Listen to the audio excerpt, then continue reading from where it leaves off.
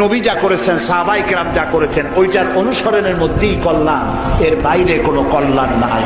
আমরা কে কথা মনে করতে চাই যে শবে বরাতের মতো এত বড় সওয়াবের কাম, তারপরে মিলাদের মতো এত বড় সওয়াবের কাম, এগুলো আমরা কেন করব না?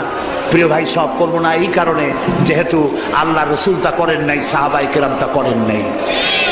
আমরা ওই কাজ করতেই পারি না যেই কাজের মধ্যে আল্লাহ এবং আল্লাহ রসুল এবং সাহাবায়ে কেরাম যেটা স্পষ্টভাবে সহিহ হাদিস কর্তৃক প্রমাণিত নয়, আমরা তা করতে পারি না। বলেন, করতে পারি না। সুন্নত ইবাদতও দলবদ্ধ হয়ে করা, এটা বেদাত বলা হয়েছে এবং মাকরু বলা হয়েছে। হানাফি ফিকহের সব কিতাবই পাবেন। তৃতীয় হলো, এই রাত্রিতে ভাগ্য লেখা হয়, এই মর্মে যত কথা আছে সবই জাল কথা। চতুর্থ হলো, এই রাতের পরের দিনে রোজা রাখা। আমাদের সমাজে প্রচলন আছে, এই লাইলাতুন নিসফে মিন শাবানের পরের দিনে রোজা রাখার ব্যাপারে দুটো হাদিস আছে, দুটোই জাল পর্যায়ে। তবে শবে বরাতে রাসূলুল্লাহ বেশি রোজা রাখতেন, 1 তারিখ থেকে 15 তারিখ পর্যন্ত রোজা রাখতেন। আর 13, 14, 15 রোজা রাখা তো নিয়মিতই সুন্নত। কাজেই যারা রোজা রাখতে চান 13, 14, 15 রাখবেন, সব মাসেই রাখার চেষ্টা করবেন। শাবানে যেহেতু রাসূলুল্লাহ বেশি রাখতেন, আপনারা রাখতে পারেন। তবে দোয়া করা, সালাত আদায় করা, কবর জিয়ারত করা, এ সকল বিষয়ে জয়ীফ হাদিস আছে। কেউ যদি এগুলো ব্যক্তিগত আমল করেন, এটা সুন্নাহ বিরোধী নয়। তবে এই রাত্রিতে রুটি খাওয়া, উৎসব করা, বাতি জ্বালানো, এরপরে মসজিদে সমবেত হয়ে ইবাদত বন্দেগী করা, এগুলো বিদআত। এবং প্রায় ফিকহের সকল কিতাবে, হানাফি মাযহাব, শাফিঈ মাযহাব, বিভিন্ন কিতাবে বারবারই এই ধরনের কাজগুলোকে বিদআত বা মাকরু লেখা হয়েছে। এই যে আমাদের আপনার আসতেছে শবে বরাত, কয়দিন পরে তো না, মে মাসের কয় তারিখে? এখানে দেখবেন আমাদের দেশে দল বেঁধে আমরা সবে মসজিদে যাচ্ছি। যারা গত 6 মাসে আসে নাই তারাও আসবে, অথবা গত শবে বরাত আইছিল তারা আবার এই শবে বরাত আসবে।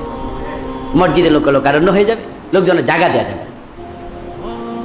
এবং মানুষ মনে করছে এইটা যে কি বিশাল ফজিলত, অনেক বড় সওয়াবের কাজ, আল্লাহ সব গুনাহ ক্ষমা করে।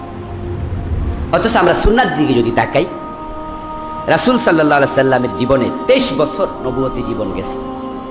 23 বছরের ভিতরে একটা শবে বরাতেও তিনি সাহাবীদেরকে নিয়ে এরকম মসজিদে ইজতেমাই ইবাদত করেন। শবে বরাতে হালুয়া খেতেছেন, এর চেয়ে বাটপারি আর কিছু হতে পারে? আর উহুদের যুদ্ধ কি শাবান মাসে হয়েছে? আপনি এটা কোথায় পাইছেন? এগুলা সবগুলা হলো এই হালুয়া ঘুরির জন্য আপনার মাসালা বানাই নেওয়া আর কি। ভাইরা আমার, শবে বরাত কেন্দ্রিক রাত্রি জাগরণ, দিনে ইবাদত এবং আপনার আরো যত কাজ আছে, এগুলো কোনটাই আসলে বিশুদ্ধ হাদিস দ্বারা প্রমাণিত।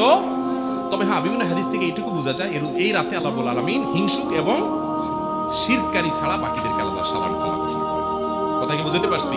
আর যেহেতু শাবান মাস নফল রোজা মাস, অন্য দিনের মতো ওই দিন রোজা রাখতে পারেন, কিন্তু শবে বরাত উপলক্ষে স্পেশাল রোজা, এটাও বিশুদ্ধ হাদিস দ্বারা প্রমাণিত না। ইসলামে কোন রাতকে উদযাপন করার কোন সিস্টেম নেই।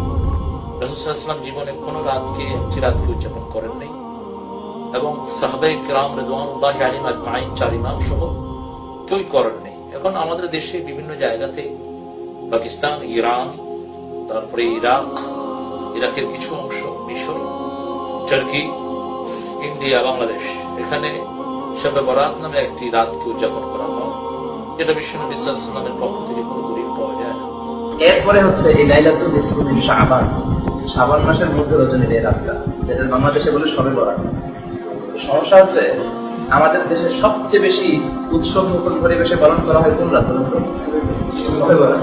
আমরা সবাই দেখি দেশে জানুয়ারিতে পালন করা। শবে বরাতে যেই জাঁকজমকপূর্ণ একটা ইমেজ নিয়ে পালন করা হয়, ঘরে ঘরে হালুয়া রুটি বিতরণের বিষয়টা, অনেক বেশি আবাদত করতে সমস্যা নাই, কিন্তু বিষয়টা হচ্ছে ইসলাম যেই রাতকে বেশি গুরুত্বপূর্ণ বলে আমাদেরকে জানিয়েছে, আমাদের তো ওই রাতটাকেই সবচেয়ে গুরুত্বপূর্ণ হিসেবে নিতে হবে। এবং যেই রাতগুলোকে অপেক্ষাকৃত কম গুরুত্বপূর্ণ হিসেবে আইডেন্টিফাই করা হয়েছে, ওই রাতগুলোকে ওই পরিমাণ গুরুত্ব দিয়ে আমাদেরকে উদযাপন করতে হবে, ইবাদত করতে হবে। লাইলাতুল নিসফে মিন শাবান বা শবে বরাতের ব্যাপারে দয়ীফ হাদিসের অভাব নেই, পুরোপুরি ওগুলো বলতে গেলে অনেক সময় লাগে।